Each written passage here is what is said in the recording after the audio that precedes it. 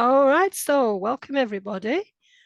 Today's information session is evaluation basics, and what we're going to be doing today is just look at some terminology and strategies that you can use in your applications that demonstrate that you have got a clue what you're talking about when it comes to measuring how successful your project has been. My name is Pat Ross, the community entrepreneur.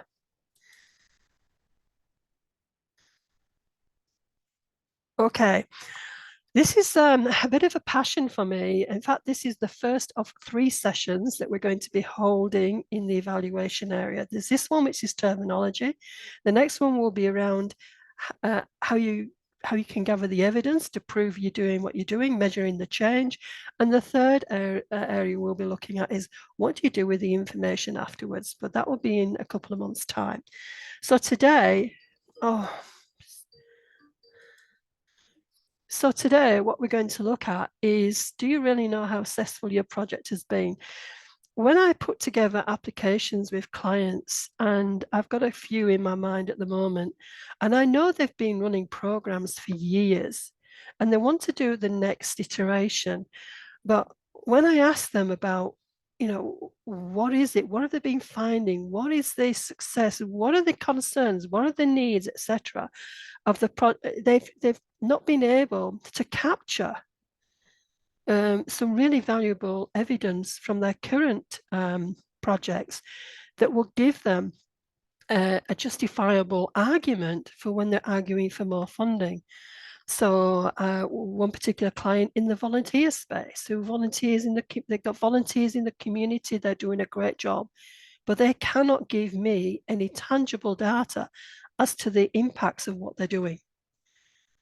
So that is a big concern, and it's a big concern to government as well, because I'll mention this later, but I used to work in a government role, and we were concerned that the information and evidence, tangible evidence, wasn't actually being captured.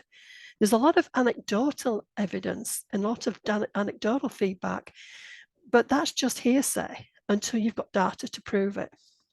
So do you really know how successful your project has been? Has it made a difference?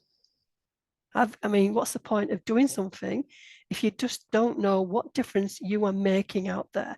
Are you changing the world? If you don't know the value of what you do, then how can you get the message across convincingly to decision makers and the funders that you are as good as you say you are?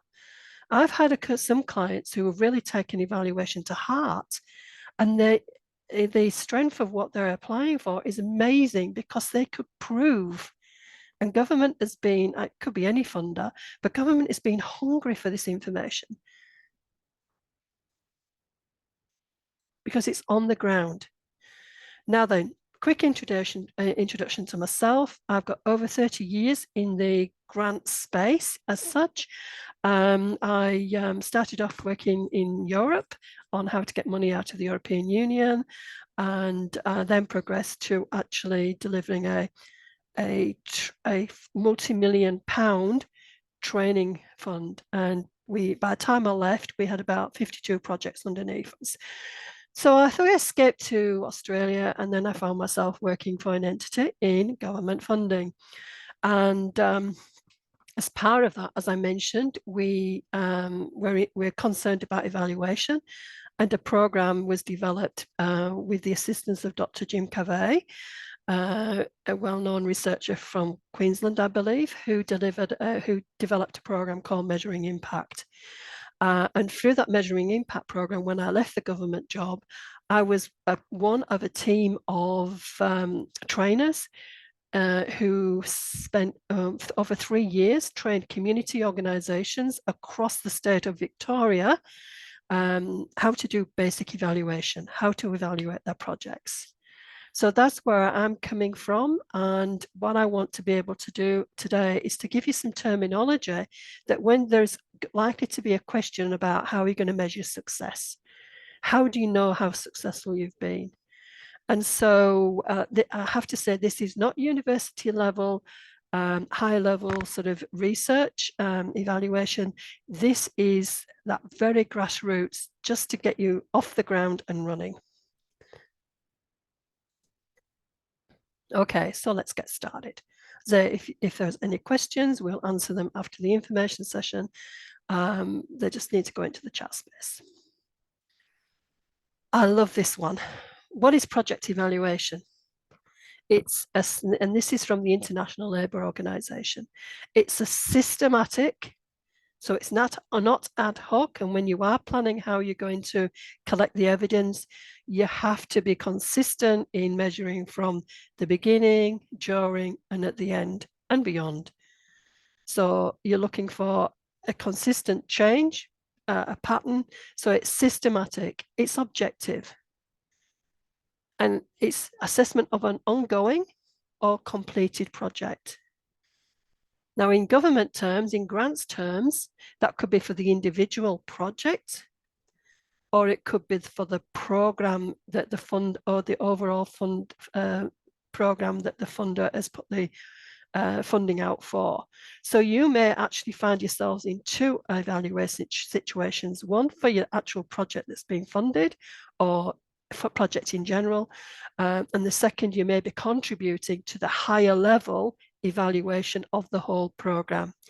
So the aim is to determine the relevance and level of achievement of project objectives. And this comes when you are writing your grant applications or even developing a project. Always look for the objectives and the outcomes. So the development, the effectiveness, the efficiency, the impact, and the sustainability. Now, mark those words down. When you're thinking about how you're going to measure how successful you've been, are you measuring against your objectives? Are you measuring how well you've developed this program? How effective has it been? How efficient? You know, could this have been done more efficiently? What is the impact? Now, in the community space in particular, impact is a big one. Now, impact is, if you think about objectives, outcomes, and then an impact is the ripple effect of an outcome. That's the impact in the bigger space. And sustainability, and I wanted to add sustainability today because that's something that in Australia that is not as highly on the agenda as it is in other places like Europe. In Europe, there's always a question about the long-term viability of what you're doing. Now, I know that I've been speaking to clients lately about how they can be more financially sustainable and not just going for the grants. And so I'm talking to a couple around, well, what is it that you're doing in a project that you can then repackage and use in the longer term? So I wanted to cover that today.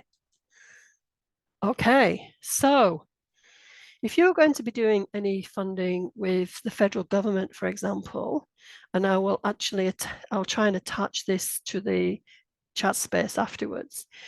They tend to follow what's called a program logic model.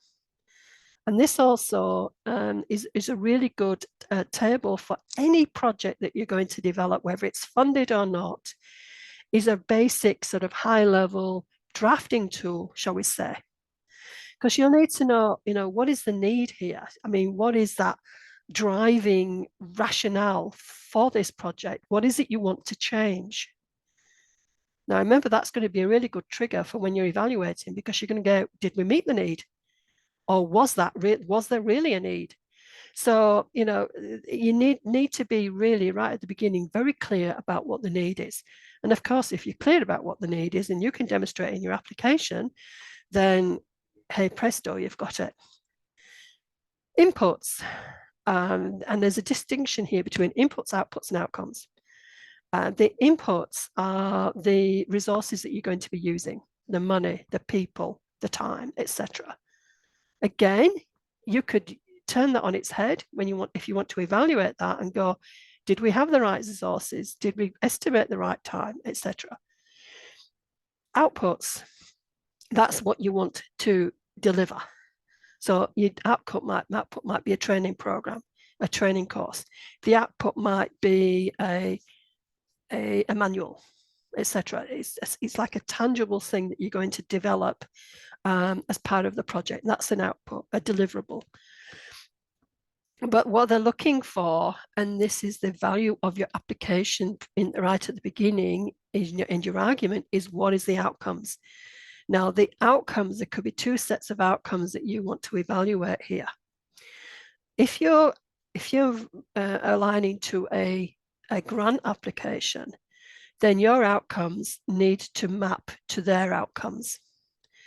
But likewise, you may have some outcomes of your own, which are in additional to the ones that trigger with the application itself. So just be mindful of that. There might be two lots of outcomes that you're looking for. What they want to see is you thought about, okay, if we deliver this successfully, this is the result. An outcome is more like a result of the outputs, a result of what you're doing. So please bear with me because I do have a tickly throat and I may have to have a cough tablet. Outcomes can be short-term, medium-term, or long-term.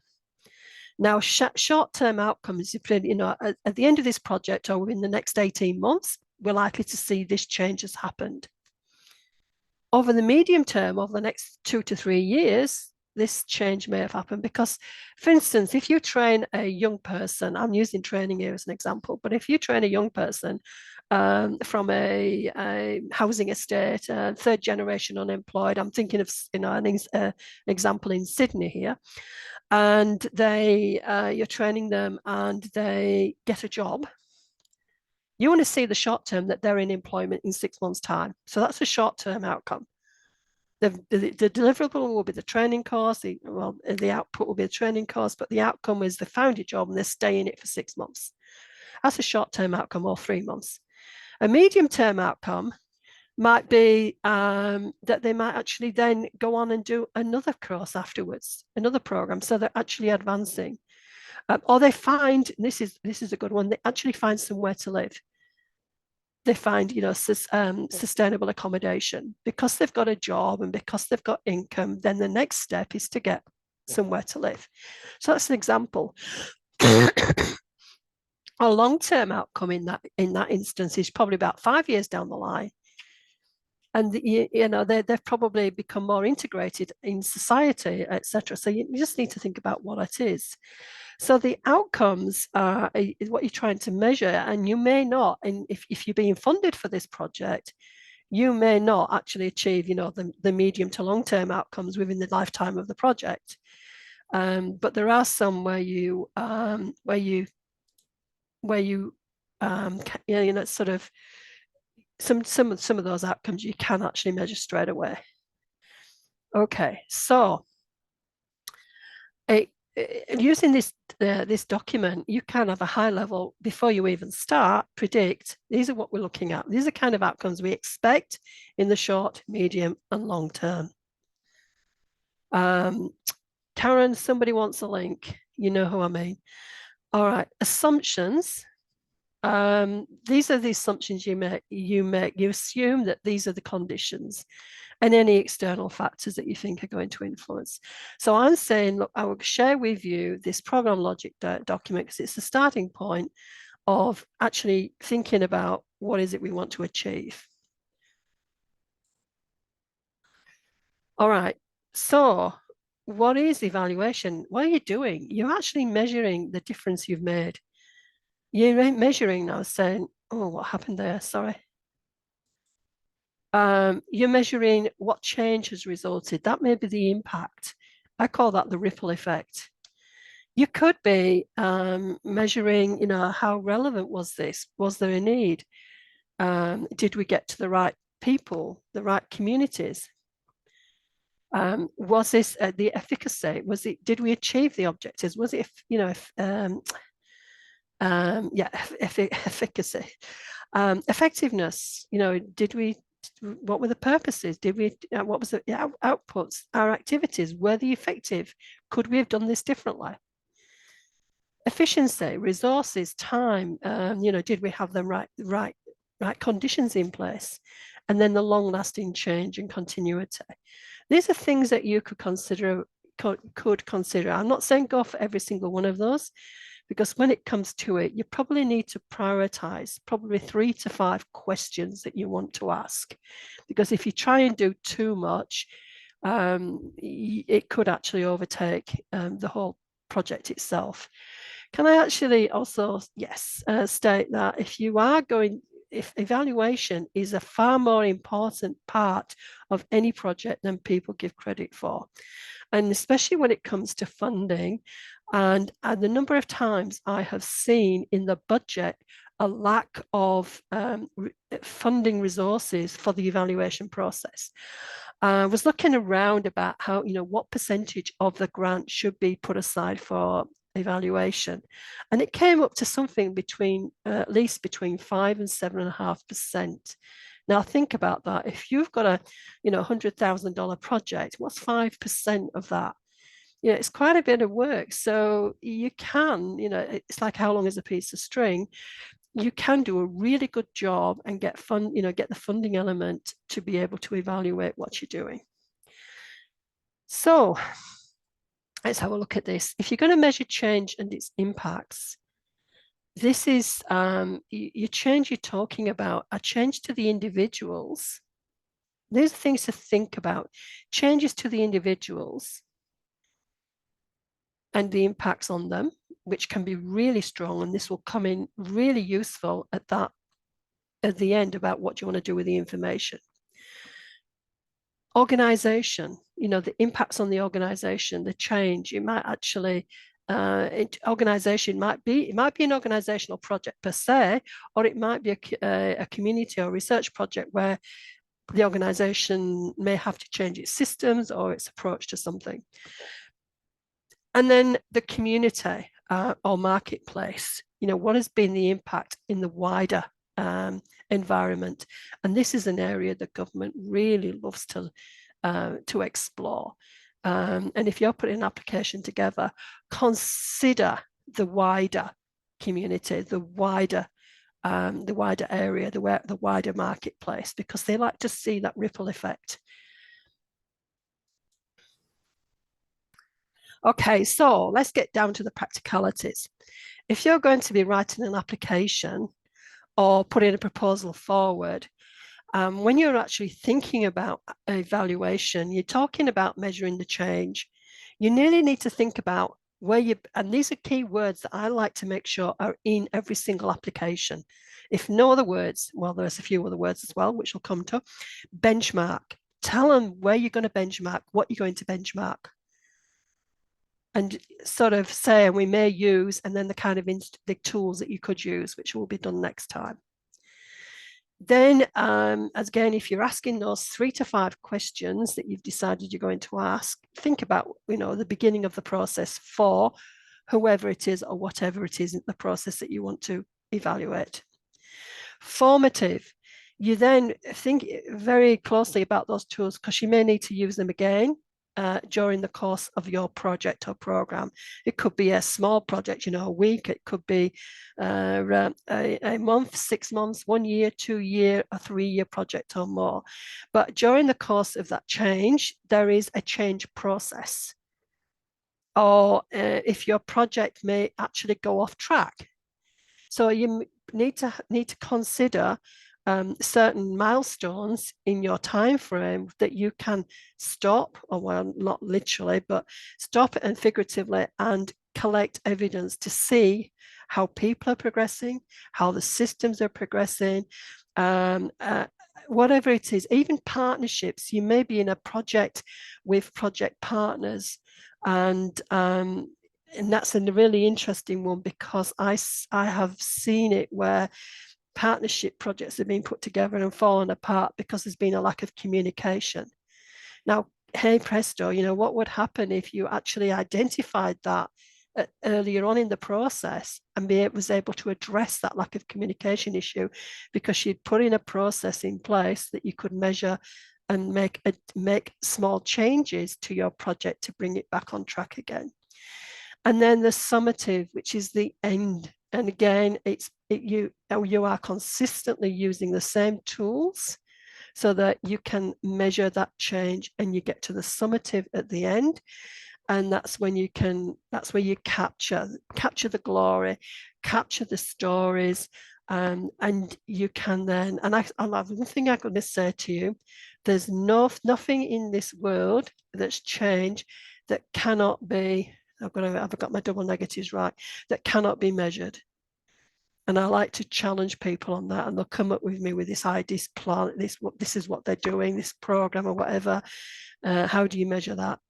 And in the next session, you'll see the tools that we can use, and the approach is actually, yes, you can just about measure anything.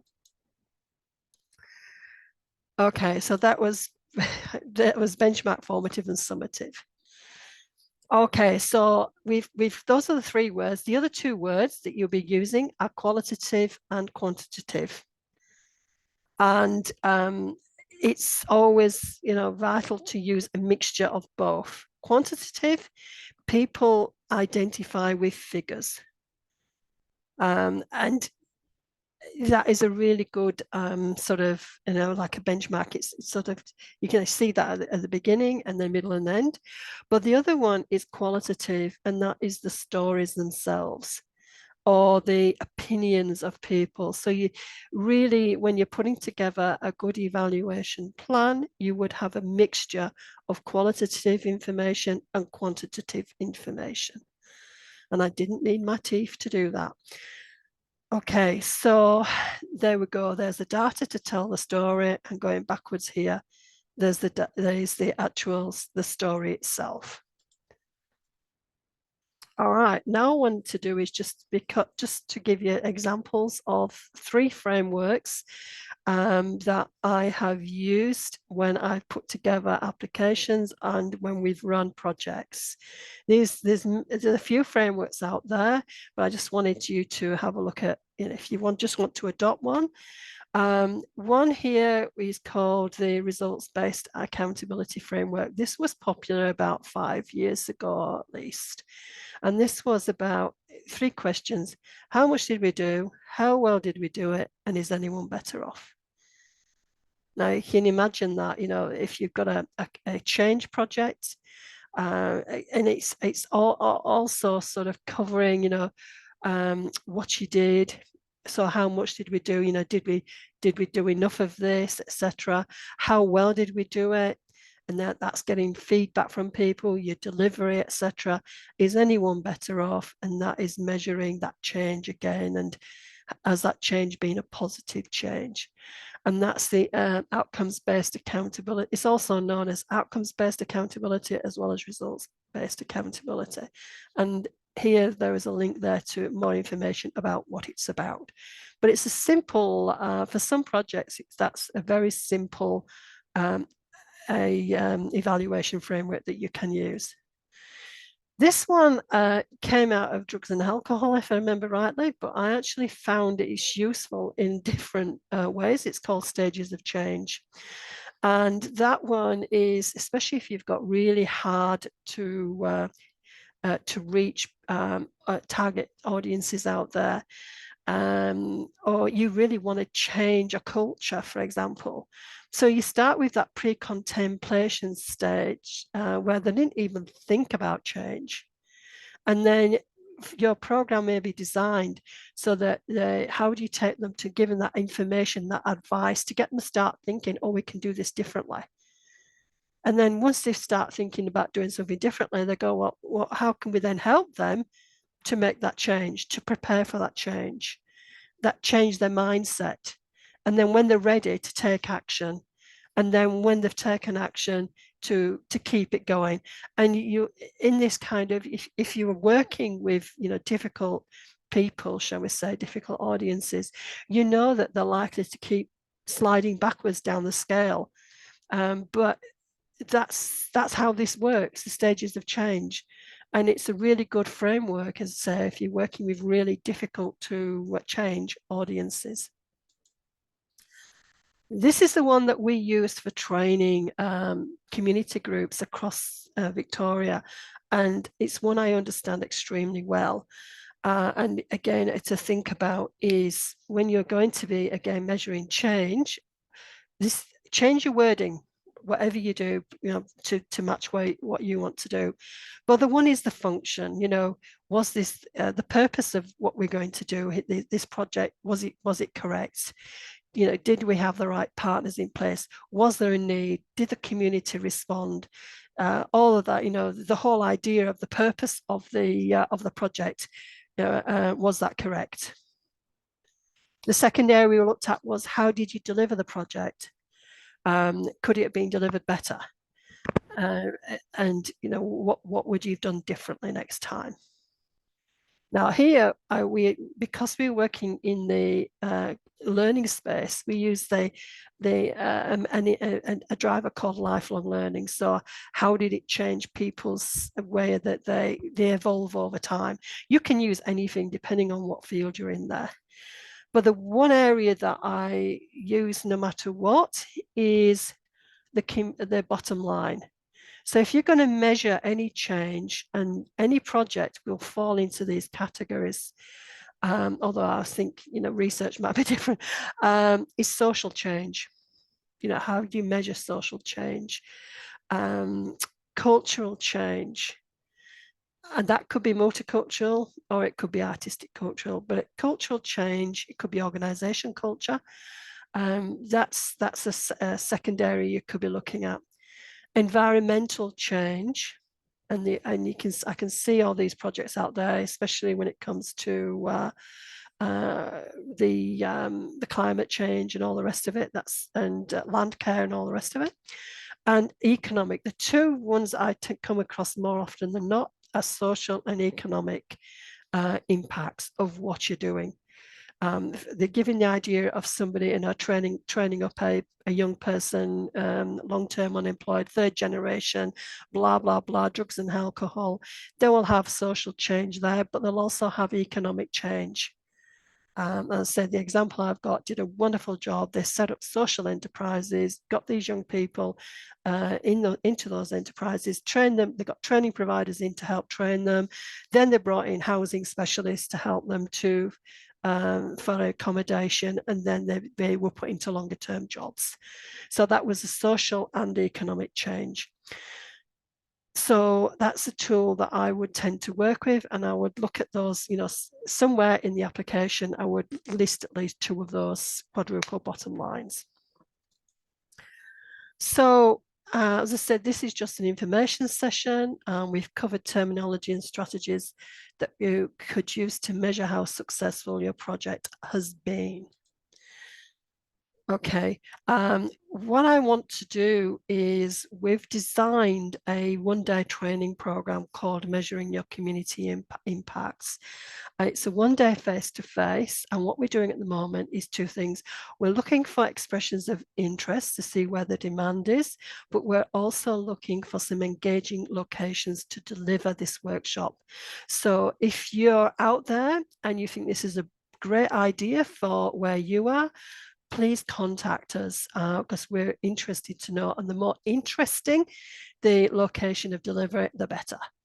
So next time we'll be looking at actually taking that information, because there's a lot of information to take in there, but how do you take that and actually design an evaluation plan? Thank you very much.